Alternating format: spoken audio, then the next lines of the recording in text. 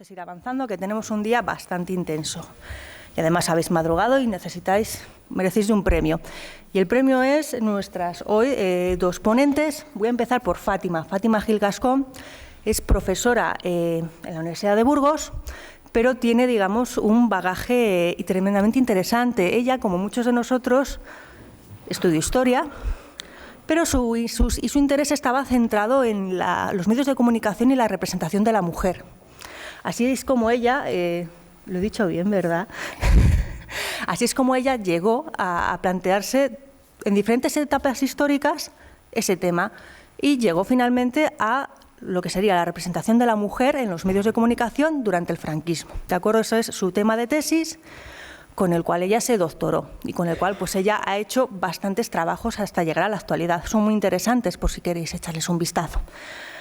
Esto ha dado muchísimos frutos, felicidades, y tampoco me voy a estirar mucho más, entonces ya voy a darte paso con la ponencia que se llama, ahí lo tenéis, que es la representación de la mujer medieval en los formatos audiovisuales españoles, cine y televisión. Recordad, tenemos una compañera que se dedica a esto. Y aunque no lo parezca, va a ser ya lo parece, va a ser un trabajo interesantísimo. Fátima, todo tuyo. Pues muchas gracias, Ana. ¿Se me oye por ahí detrás? ¿Sí? ¿Sí? Hombre, las clases, las aulas son casi igual de grandes, entonces más o menos digo yo que... Pero bueno, ¿el micrófono? ¿Sí? A ver. Ahora sí, ¿no? No, ahora sí. Bueno, muchas gracias. Vamos a sincronizar relojes porque hay 40 minutos y hay que hacerlo. Bueno, pues exacto. Gracias a Ana, gracias a la organización por invitarme para estar aquí, porque es verdad que mi perfil es un poco atípico, ¿no? Dentro de un sector medievalista. Antes hablábamos, no los de la Baja Edad Media, los de la Alta Edad Media. Yo como historiadora sé que los periodos y esto trae grandes conflictos, ¿no? Y entonces pues de repente alguien foráneo que lleva muchos años, aunque tengo alma de historiadora y mentalmente lo soy, aunque no lo ejerza, ¿no? Aunque ejerza de historiadora de los medios, que es otra manera de hacer historia, pues bueno, es una cosa sorprendente, ¿no? Y además en una temática que es un poco peculiar, ¿no? Les voy a hablar sobre la representación de la mujer en los formatos que abordan el periodo histórico de la Edad Media en el cine y la televisión en España. Pero es verdad que al final, viendo un poco los diferentes formatos que había, decidí centrarme más en la figura de Jimena, dado que evidentemente estamos en un congreso del Cid y un personaje muy importante, una persona muy importante en la vida del Cid es su esposa Jimena, ¿vale? Vamos a ver una serie de cosas. Primero les voy a contar cómo se puede analizar los formatos y cómo utilizar el cine y los formatos audiovisuales para conocer la historia o como fuente histórica o los problemas que puede acarrear eso, y luego nos centraremos un poco en las distintas representaciones de Jimena. ¿Puede representar el cine el pasado? Pues esto es una gran polémica y dependiendo de a quién le preguntes te dirás sí o no. Para los historiadores y los historiadores que son más puristas, el cine no puede representar la historia o la representa de una manera sesgada, de una manera que no es academicista en último término, ¿no? Porque en realidad la función y el interés de cineastas y de historiadores e historiadoras es radicalmente diferente. Un historiador quiere desentrañar los acontecimientos históricos, darles un sentido y narrarlos de una forma absolutamente coherente y rigurosa, sobre todo, ¿no? Siempre, cuando hemos estudiado historia, se nos ha hecho mucho hincapié en la objetividad, en la rigurosidad de las fuentes, en ser un poco, en tener en cuenta todas las visiones de una época para poder narrar un acontecimiento, ¿vale? Pero esto al cineasta le da exactamente igual. porque lo que quiere es contar una buena historia, ¿no? ¿Qué hay aquí? ¿Qué hay truculento en la historia de este personaje histórico? Esto, fantástico. Tengo aquí un relato maravilloso y voy a tener una película pero es estupendísima, ¿no? ¿Y que es real o que no? ¿Que pertenece a la rumorología de la época? Pues a qué le importa, ¿no? En último término, de lo que se trata es de contar una buena historia, ¿vale? Dicho así, parece un poco frívolo y un poco lo es. Pero en realidad el cineasta lo que se centra también a la hora de la elección de los temas es precisamente en estos acontecimientos interesantes, en estas historias que pueden ser apasionantes para un público, porque lo que quiere es entretener, lo que quiere es que la gente vaya a ver su película y lo que quiere es tener buenas críticas, ¿vale?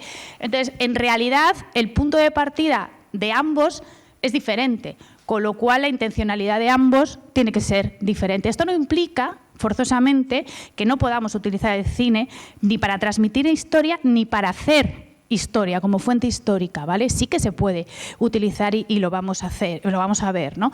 Pero es verdad que existe esta problemática, ¿no? Supongo que muchos de ustedes como historiadores habrán visto alguna película y se habrán llevado las manos a la cabeza, pero madre mía, ¿cómo puede ser posible que lleve este traje o que se utilice esto si esto es de 5 siglos después o esto es de 10 minutos más tarde? O sea, quiero decir que muchas veces los historiadores, como estamos tan imbuidos, ¿no?, de datos y de cosas que nos parecen súper interesantes, porque lo son, pensamos, ¿no?, que los detalles son lo verdaderamente importante, ¿no?, y que es lo que realmente contextualiza la situación, ¿no? Hay que tener en cuenta que hoy en día el ser humano ha pasado a denominarse homo videns, ¿no?, el ser humano que ve. Estamos absolutamente repletos y rodeados de imágenes que nos muestran cómo somos en último término, ¿no? Si se dan cuenta, los productos audiovisuales reflejan la sociedad que los crea y los consume, porque los crea, pero también los consume, ¿vale? Es una especie de pescadilla que se muerde la cola. Nosotros vemos imágenes y luego repetimos esas imágenes y luego entendemos que esas imágenes nos reflejan a nosotros mismos y por ende actuamos de esta manera, ¿no? Es una especie de, como les decía, de pescadilla que se muerde la cola, porque una sobreabundancia de tipo de imágenes genera que tengamos unos comportamientos determinados. Con lo cual no podemos evitar considerar que esas imágenes, creo, como historiadores también, que esas imágenes son verdaderamente importantes y son una fuente fundamental para conocernos a la sociedad que genera esas imágenes, ¿no? Ya sea programas tan absolutamente poco académicos, ¿no?, convencionales, como Sálvame. Sálvame nos dice muchísimo de la sociedad española del siglo XX y del siglo XXI, pero muchísimo. O, por ejemplo, un cartel de la Guerra Civil, los carteles de la Guerra Civil, ¿qué aparecen en esos carteles? ¿Cómo aparecen los personajes en esos carteles? ¿Qué se dice, ¿no? ¿Cuál es que abunda más unos u otros? En fin, todo este tipo de cuestiones. Ya no les digo, por ejemplo, el fotograma que hay del triunfo de la voluntad de Leni Riefenstahl, un documental que es, bueno, pues fundamental para el nazismo. Todas estas imágenes son muy importantes para contextualizarnos en el momento histórico en el que nosotros vivimos. Ahora hablaremos un poquito más de eso porque es un concepto un poco interesante. Y es verdad, y lo siento, y seguro que este comentario es poco popular, sobre todo en una sala llena de historiadores, que los historiadores generalmente le dan la espalda a estas imágenes. No las utilizan de forma adecuada como fuente histórica, ¿no?, cuando en realidad son fundamentales. ¿Y por qué son fundamentales?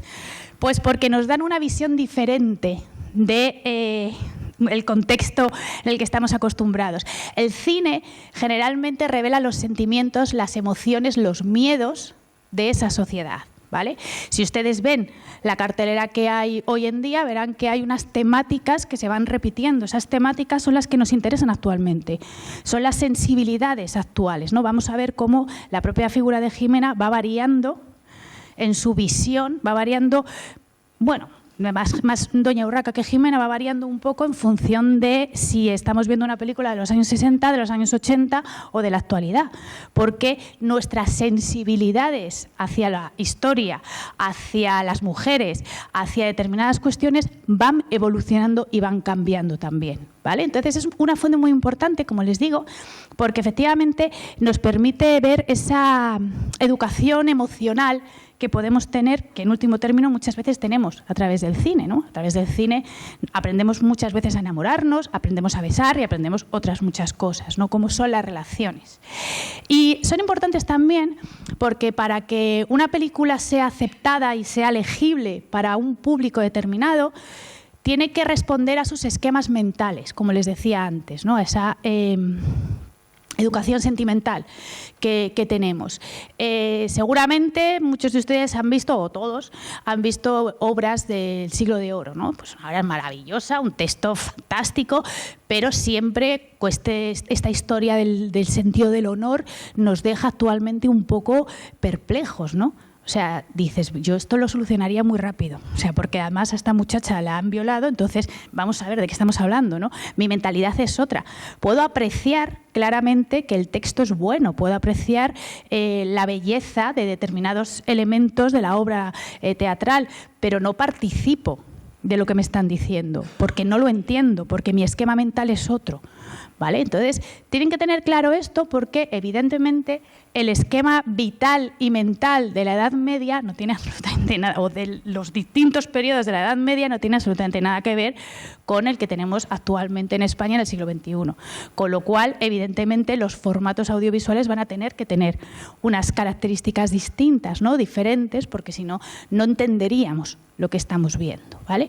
Entonces, realmente estas películas, las películas y bueno, todos los formatos audiovisuales nos están dando buena cuenta de estas relaciones de género, de estas relaciones vitales, sociales, amistosas, y nos están dando cuenta de cosas que no se están viendo realmente, aquellas cosas que no aparecen en las películas, ¿no? También son muy importantes. ¿Por qué no aparecen cuando a lo mejor otras fuentes nos dicen otras cosas, ¿no? Bueno, esto era simplemente, no desdeñen el cine como una fuente histórica porque es verdaderamente interesante. Pero ¿qué pasa con el cine histórico? Que en último término el cine histórico o los formatos audiovisuales históricos, que son de lo que vamos a hablar ahora mismo. Pues, como les decía, como tenemos que reflejar esos esquemas mentales actuales o esos esquemas mentales del momento en el que se realiza el formato audiovisual, evidentemente el cine histórico siempre me está hablando del presente.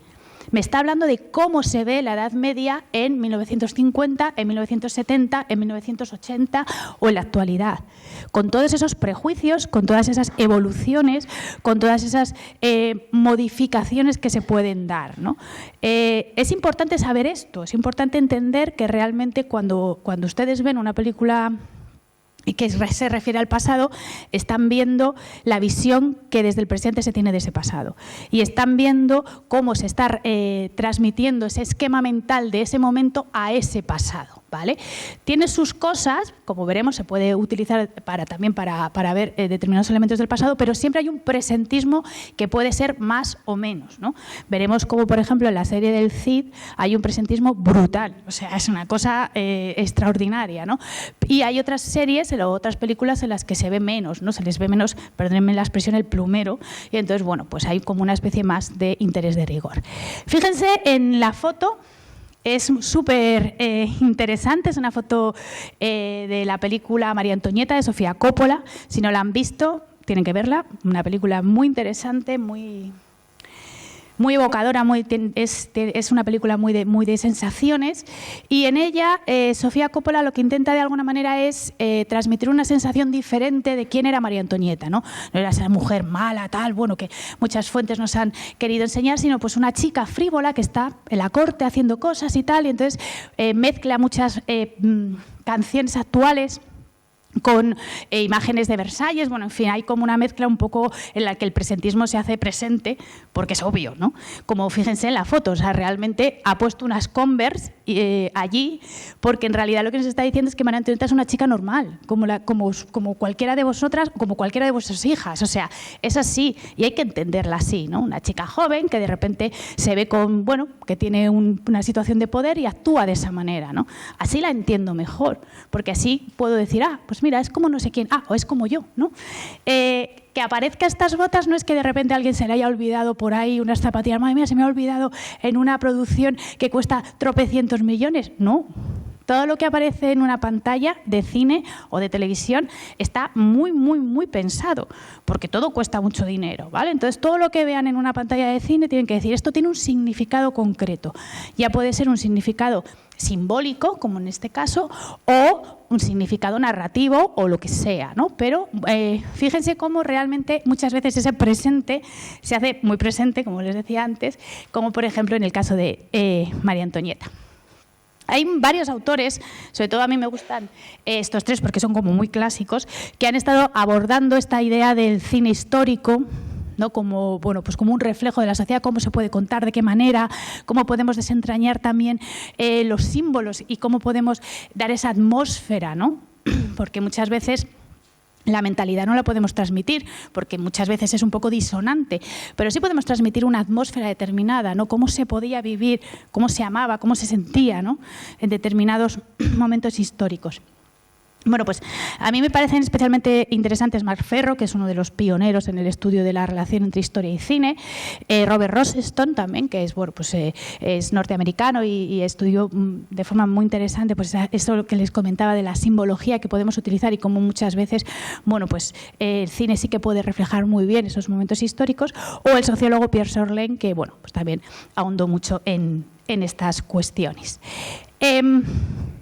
Generalmente, como les decía, es interesante entender que las películas tienen buena ambientación y, de hecho, la mayor parte de las películas históricas tienen asesores históricos, incluso aquellas que ustedes dicen, no me puedo creer que esto se haya hecho, pues tiene un asesor histórico. Otra cosa es el caso que se le haga al asesor histórico, ¿no? O de qué manera se utilice a ese asesor histórico. Porque es verdad que fíjense que nosotros, o sea, ustedes como historiadores pueden saber muchos detalles de muchas cosas, pero es que en una película tiene que aparecer todo. Todo, ¿no? O sea, tengo que hacer una casa, ¿vale? Y sabemos cómo eran las mesas y tal, pero ¿y cómo era la vajilla? O sea, es que todo, me lo tengo que inventar todo, porque todo tiene que aparecer, aunque sea un microsegundo. Entonces, al final, muchas veces se utilizan convencionalismos de género, ¿no? Que nosotros estamos absolutamente acostumbrados a asumir y a entender y que no son reales, pero que, bueno, pues ya está, los asumimos, ¿no? Entendemos que son así, ¿no? Fíjense el comentario de Félix Murcia, un director artístico, que habla de que las películas históricas todo tiene que aparecer como viejo. Y si se fijan, es verdad. O sea, ves una peli y está todo como sobado, ¿no? O sea, como que no parece que está nuevo, no parece que está... Y podría estarlo perfectamente, ¿no? Porque al fin y al cabo estamos hablando no de algo viejo, sino de algo actual en el momento en el que se está rodando, ¿no? Porque es un periodo histórico concreto.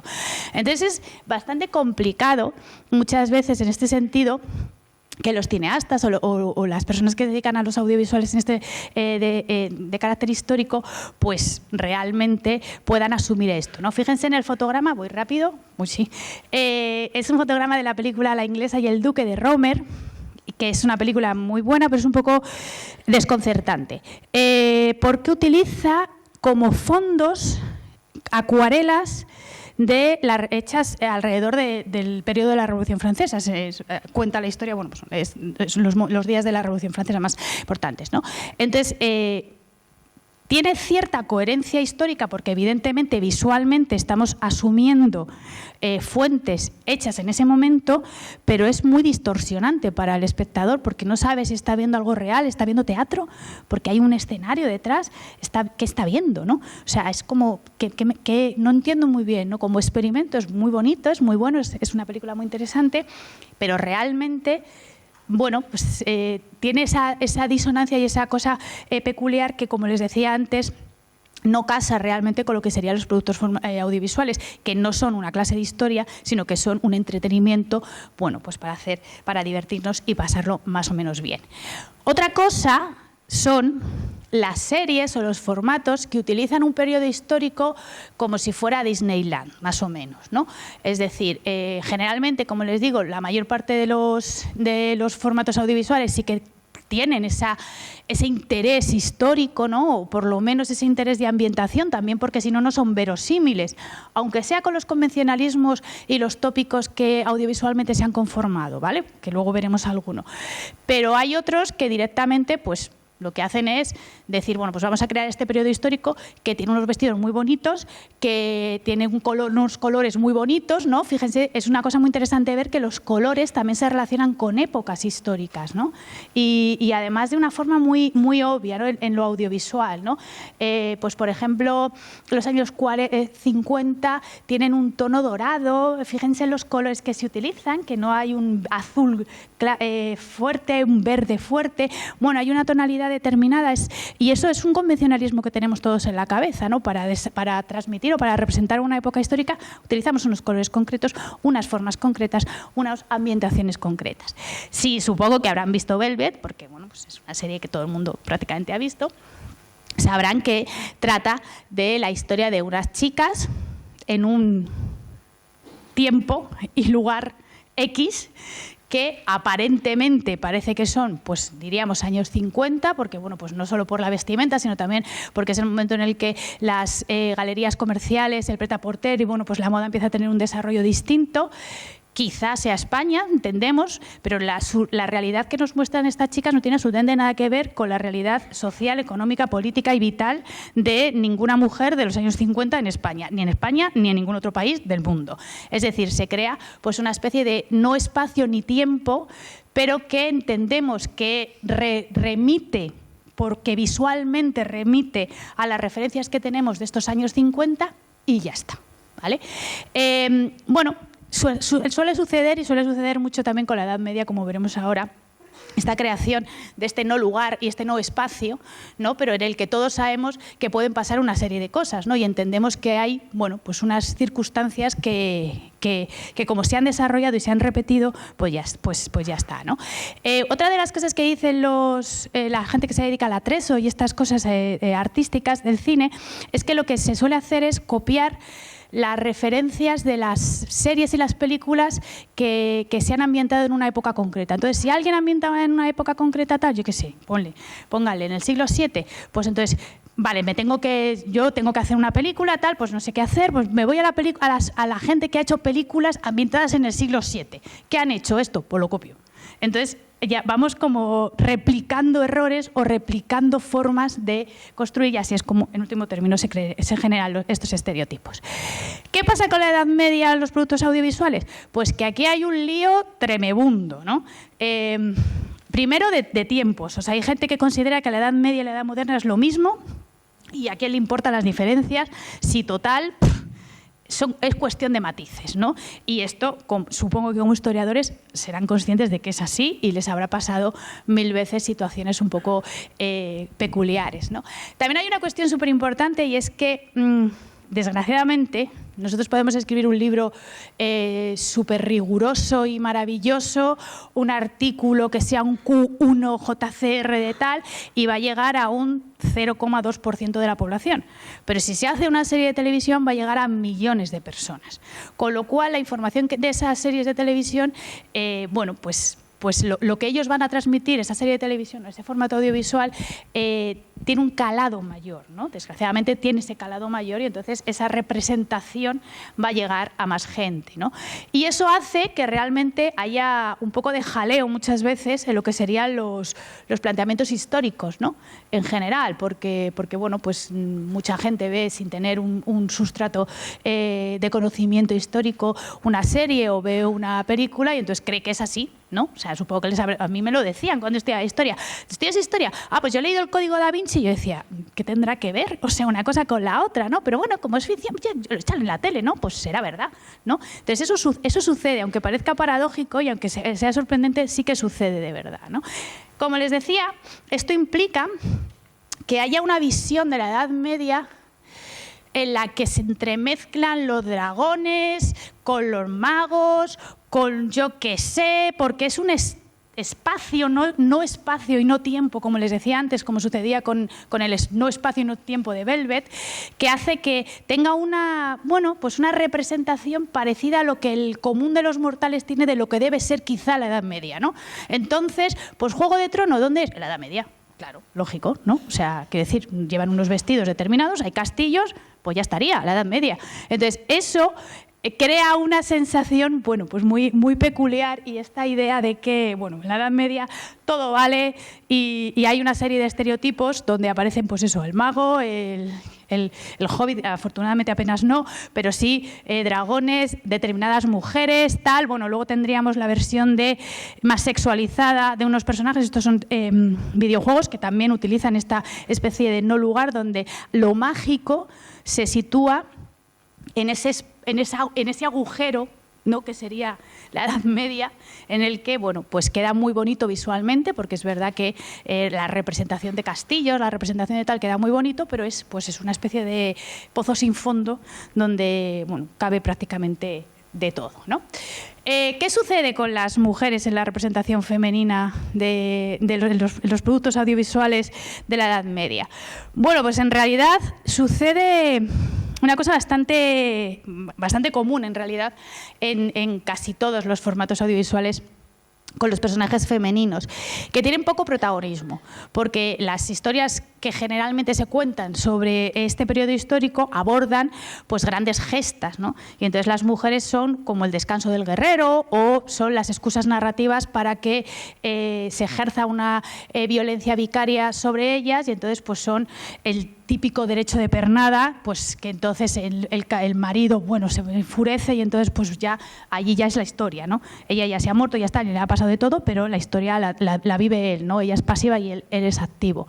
O siempre se suele utilizar, o sea, siempre se suele tener protagonismo aquellas mujeres que han hecho algo que no se considera tradicionalmente femenino, sino que sale de ese ámbito, ¿vale? Lo que sería, bueno, pues las reinas, Juana de Arco, es decir, personajes que han hecho algo que es excepcional por el hecho de ser mujer, ¿no? Porque han salido de su esfera privada, han ido a lo público, y entonces allí han desarrollado esta actividad, ¿no? Es generalmente lo que se suele utilizar. O las mujeres aparecen como personajes secundarios, como personajes, bueno, en los videojuegos se dicen no jugables, pero es así casi como extras, ¿no? La tabernera, el no sé qué, muchas veces para poner ese punto un poquito erótico, ¿no?, que aparece en el imaginario colectivo de las tabernas medievales también, ¿no?, como les decía, los castillos de los dragones, que es una especie como de locura, pero bueno, es como lo que aparece en muchas representaciones. Fíjense que en España, por ejemplo, tenemos algunos casos de estas características, todos de ellos son de los 50, 40 son estas. Como por ejemplo sería la idea de Inés de Castro, ¿no?, que es una coproducción con Portugal, La Reina Santa, o Amaya, que, bueno, no es un personaje real, pero sí que cuenta una historia así de peculiar sobre una mujer, bueno, con unos vascos, los godos, en fin, una historia un poco confusa, la verdad. Entonces son personajes que realmente destacan o se desarrollan porque hacen estas cosas que no son tradicionalmente femeninas, ¿no? Es verdad que durante el franquismo, por ejemplo, sí que hay muchas más historias relacionadas con la edad moderna, ¿no? Pues, por ejemplo, la reina Isabel, pues sí que tiene cierta importancia, Isabel la Católica, pero pues, aparece en varias pelis, tal, bueno, tiene cierta relevancia. Luego, bueno, pues hay otros personajes. La Edad Media menos, también porque es más difícil la ambientación, es más difícil que quede bien, ¿no? Eso también hay que tenerlo en cuenta. Es complicado, ¿no?, que no aparezca, que no se note el corchopán del decorado, ¿no? Eso queda fatal. Entonces, bueno, también hay que saber dónde ubicar. Es muy importante también que se den cuenta cuándo aparecen, o sea, qué temas se ponen de moda también históricos, ¿no? Por eso es fundamental en lo audiovisual. ¿Por qué de repente vamos a tratar la historia, un periodo histórico concreto? Porque generalmente suele tener un interés político muchas veces, o un interés, bueno, ideológico en determinadas cuestiones, ¿vale? Porque, bueno, ya saben que la historia es muy fácil de ser utilizada. Vamos a ver, y rápidamente, que solo me quedan 14 minutos, algunas representaciones de Jimena en el mundo audiovisual español. La primera de ellas es el Cid. Ya saben que el Cid es como la superproducción que se realiza en 1961 por Anthony Mann. Bronston, que es el productor que ha venido a España y entonces ha hecho como, bueno, pues se ha hecho ahí como unos estudios maravillosos, pues pone de alguna manera encima de la mesa la historia. Una historia que ya se tenía pensado desarrollar, pero no se había llegado a desarrollar también tiene cierta lógica, bueno, porque es un personaje peculiar el Cid, y sin embargo llega Anthony Mann, llega Bronston y hace una película, ¿no? Una película que el mismo Anthony Mann dice que es una especie de western a la española. Y que en realidad, él dice, nosotros hicimos todo lo más moderno que podíamos para así que todo el mundo lo entendiese, ¿no? O sea, fíjense por dónde pasábamos, ¿no? Evidentemente, Menéndez Pidal es quien lleva un poco la batuta de toda esta historia, y lo que cuentan las fuentes es que realmente la visión del héroe es la que tiene el propio Menéndez Pidal, ¿no? Que, bueno, pues es la que él tiene y de alguna manera también la que ideológicamente se desarrolla en esos momentos históricos en España, ¿no? Es una película que tiene muchísimo éxito. No sé si la han visto últimamente. Bueno, tuvo muchísimo éxito y dio a conocer al personaje del Cid realmente a nivel mundial. En España tuvo muchísima repercusión, no solo porque se desarrolló una de las primeras veces, porque es verdad que había en España, había habido poco desarrollo de la figura del Cid a nivel audiovisual, pero sí es verdad que tuvo mucha repercusión porque hubo mucha gente que participó en el rodaje, y eso pues es una cosa maravillosa, y entonces hizo que fuera una peli muy popular. ¿Qué pasa con Jimena? Pues la película lo que ayuda es a desarrollar esta idea de que Jimena y el Cid están muy enamorados. Sobre todo Jimena está muy, muy, muy, muy enamorada, pero muy enamorada del Cid. O sea, esa Sofía Loren maravillosa, con esa cara preciosa, mirando al Cid como embelesadísima, ¿no? Pues es lo que nos están transmitiendo. Ella está, bueno, o sea, hay alguna escena que dices, madre mía, esto es súper edulcorado, ¿no? Excesivo incluso para la época. Esas efusiones amorosas, ¿no?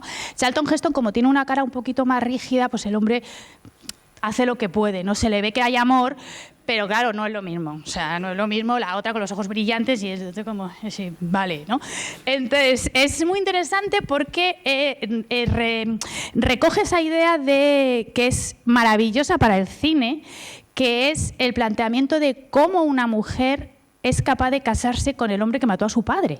O sea, es que eso para el cine es oro puro. O sea, es como es un conflicto maravilloso audiovisualmente. Y precisamente recoge eso. Ya, bueno, o sea, chiribitas en los ojos, luego sucede el acontecimiento, ella está fatal, claro, normal, y entonces finalmente acaba yendo hacia él porque descubre que realmente él es una persona muy noble y que ha tenido que pasar algo que él no ha podido controlar para que sucediese ese acontecimiento de asesinar a su padre, ¿no?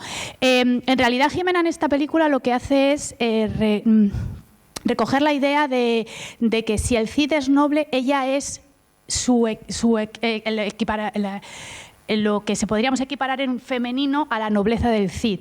Él es noble, respetuoso, es una persona que ama a su país, bueno, a su país, a Castilla, y ella, en último término, es también noble, respetuosa y ama a su familia, ¿vale? O sea, es lo que, si el Cid es lo que tendría que ser el hombre, Jimena es lo que tendría que ser la mujer, ¿no? De hecho, hay unas escenas muy interesantes donde están aquí.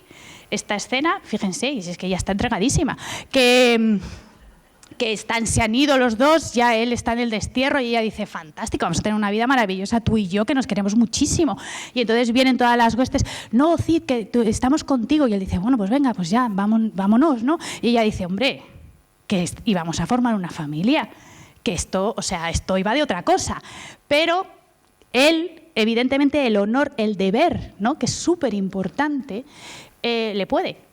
Y el deber de ella es sacrificarse y decir, efectivamente, tengo que estar detrás de ti porque tú eres el hombre que va a hacer que Castilla sea importante, ¿no? Entonces, bueno, ella es capaz de sacrificar y guardarse todo su amor y esperar a que él luego venga en algún momento y esté con él, ¿no?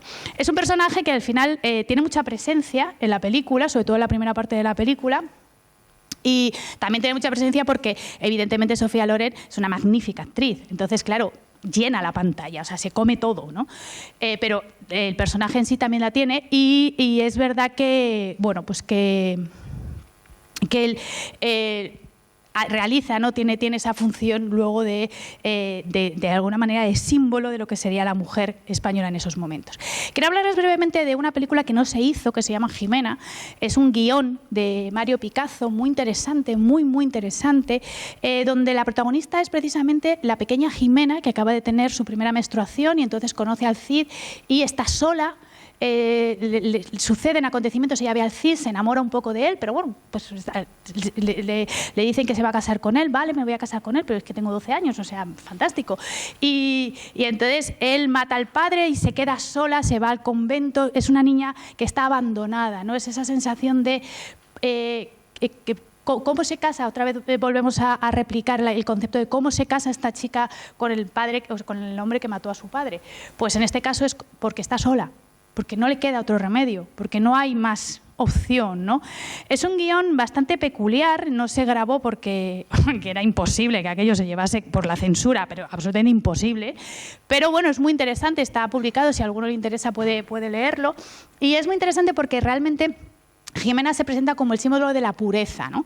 Que es frente al resto de la sociedad, frente al resto de las personas que son hostiles, que son agresivas, que buscan algo de ella, ¿no? O buscan algo de otras personas, porque el Cid se presenta pues como una especie de garrulo, o sea, que mata cosas y si le deja ahí animales muertos, o sea, es una cosa aquello desproporcionada, ¿no? Y ella no entiende nada de lo que le está haciendo el Cid, que parecía guapo y tal desde lejos, pero que se está comportando de una manera absolutamente irracional para ella, ¿no?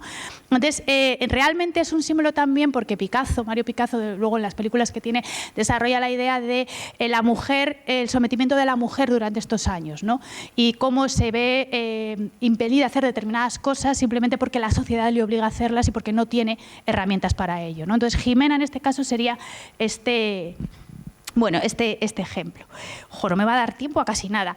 Rapidísimamente, Rui Pequeño Cid. Supongo que muchos habrán visto este serión buenísimo de los años 80, que sería un poco el origen de la historia.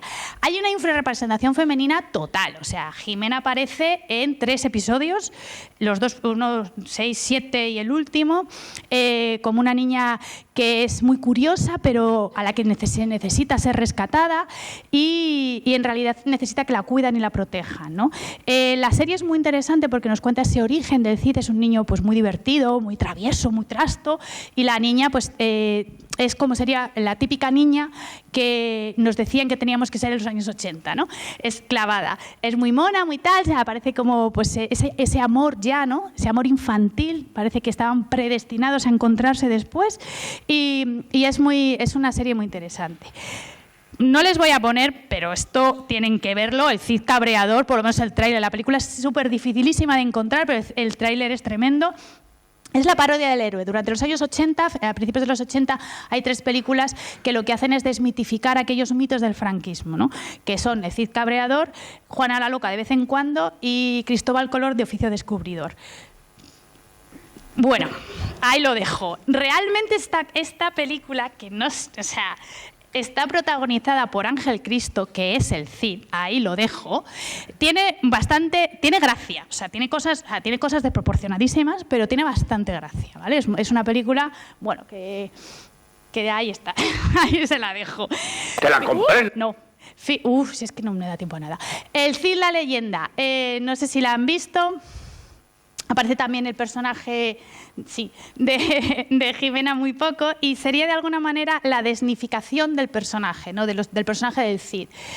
Cogemos una leyenda maravillosa que tenemos en España y entonces hacemos ahí una especie de batiburrillo, ponemos un poquito... Es verdad que visualmente no tiene nada que ver con Disney, pero bueno, la idea es que el personaje, por ejemplo, de Jimena no está bien desarrollado. Aparece en las primeras escenas leyendo un libro, que es ya como... entonces parece que te va a remitir un poco a Bella, ¿no? Al personaje de Bella, pero luego tiene un poco también de Yasmín, luego tiene no está bien definido el personaje y es un personaje que realmente, si ven la película, ahora mismo es muy políticamente incorrecto, casi más que otros, porque hay una especie de cosificación del personaje, hay algunas escenas que remiten a una violencia sexual que es un poco desagradable, la verdad, no entiendo muy bien, claro, es el 2003, es antes de todo el desarrollo del Me Too y todas estas cuestiones, y entonces, bueno, vean cómo realmente sí que hay algunas escenas que se asemejan, ¿no? Ella también en un momento dado tiene que bailar ante el enemigo árabe, ¿no? Que aparece por ahí. Bueno, es que la historia no tiene absolutamente nada que ver con nada, ¿no? Pero bueno, ahí está. Que remite también esto a Yasmín, o la propia Urraca. En este fotograma no le aparece, pero generalmente es como muy histriónica y pone aquí como gestos. Los propios colores se parecen, ¿no? Sería un poco como esa mala, ese personaje negativo, ¿no? Que es absolutamente, bueno, pues considerado absolutamente sexualizado. Este también sí que utiliza mucho sus atributos para el personaje. Finalmente, rapidísimamente, el Cid, lo que se hace es una especie de actualización del mito. ¿Por qué me refiero a actualización del mito? Porque en realidad las mujeres tienen muchísimo peso. De hecho, doña Urraca es la protagonista de la serie prácticamente, ¿no? Y es un personaje tremendamente potente. Tiene sus complicaciones, ¿no? Pero frente a la infrarrepresentación de la que hemos hablado, frente al minuto y medio en el que aparece Jimena en toda la serie de Rui Pequeño Cid, aquí las mujeres tienen un verdadero protagonismo. Otra cosa es que lo que estas mujeres muestren sea los problemas y realidades actuales. Es decir, otra cosa es que Jimena descubra que su padre maltrata a su madre y entonces, bueno, esto es tremendo. Otra cosa es que se genere esa sororidad. Otra cosa es que Urraca esté pendiente de la violencia sexual que se ejerce contra una de sus camareras. Otra cosa es que los temas que trate no sean los temas reales, sino que sean temas que actualmente son importantes para las mujeres. Voy a terminar, y yo creo que lo voy a clavar, con un vídeo sobre Urraca para que vean exactamente esto que les decía, porque Urraca se convierte en un personaje mito, ¿no? Mitifica o simboliza realmente lo que sería el pensamiento que se tiene sobre lo femenino en la actualidad, ¿no? Fíjense, esto es el... Dicen que solo soy una mujer, que como mujer puedo ser amada, pero no amante. Puedo ser monja, pero no papa. Puedo dar vida, pero solo si estoy casada. Yo soy Urraca, hija de reyes, y no me resigno a vivir una vida marcada por hombres. Quieren que mi nombre se olvide en la historia, pero no sucederá. Juro que si en esta vida no consigo ser reina, volveré encarnada en millones de nosotras. Yo abriré un camino por el que transitaremos todas, porque yo soy Urraca. Bueno, o sea, sobran las palabras realmente de lo que realmente representa, ¿no?, este personaje que se convierte en un símbolo de la lucha femenina actual, encarnado en un personaje histórico que, bueno, tuvo su importancia y tuvo es un personaje verdaderamente interesante, pero que, bueno, que le falta decir, hermana, yo sí te creo, ¿no? Muchísimas gracias.